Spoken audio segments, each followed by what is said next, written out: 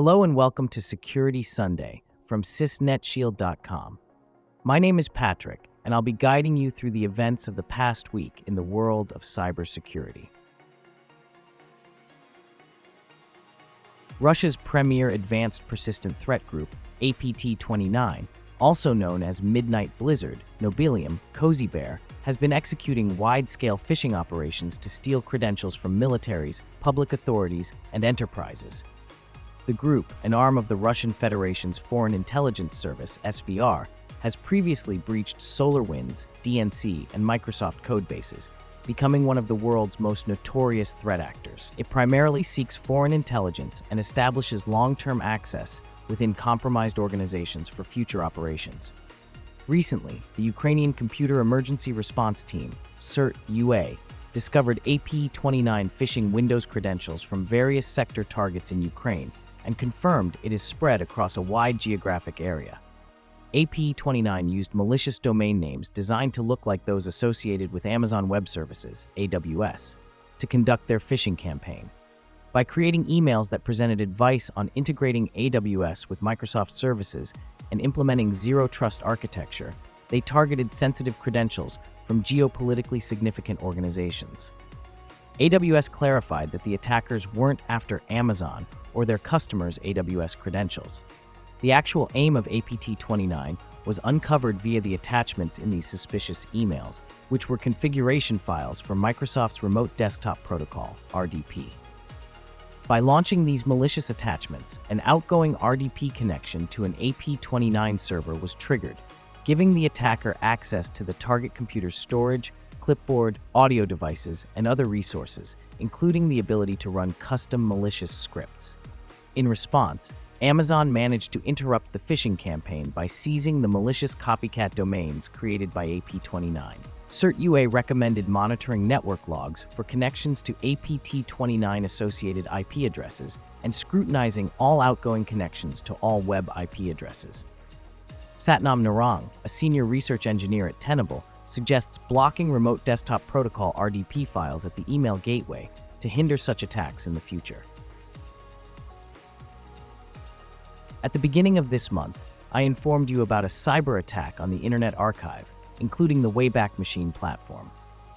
On October 20th, the Internet Archive confirmed the third security breach in a series of escalating cyber attacks.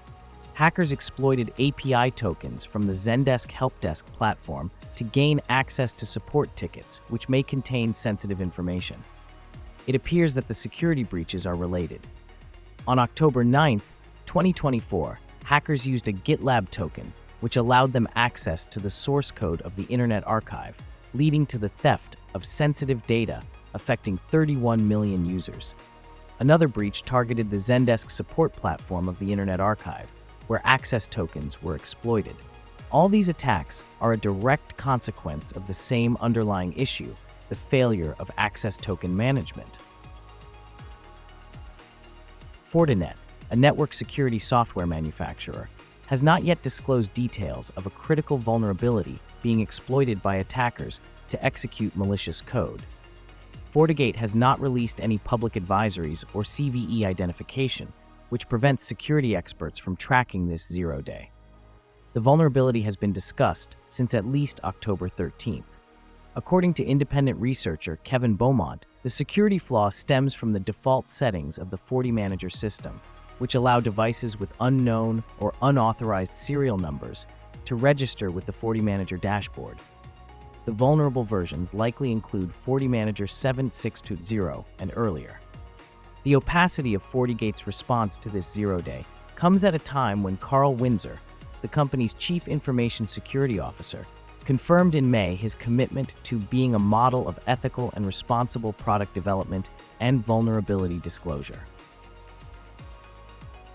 A proof-of-concept POS exploit has been released for a vulnerability in the remote registry client that can be used to take over a Windows domain. The vulnerability, tracked as CVE 2024-43532, leverages a fallback mechanism in the Windows registry, WinReg client implementation, which relies on old transport protocols if SMB transport is not present. An attacker exploiting this vulnerability can relay NTLM authentication to the ADCS, Active Directory Certificate Services Certification Authority, thereby obtaining a user certificate for further domain authentication. The flaw affects all versions of Windows Server from 2008 to 2022, as well as Windows 10 and Windows 11. Microsoft has already released a patch. Thank you for listening to our podcast. If you liked the content, don't forget to subscribe and like so you don't miss any news. I'll look forward to seeing you next Sunday.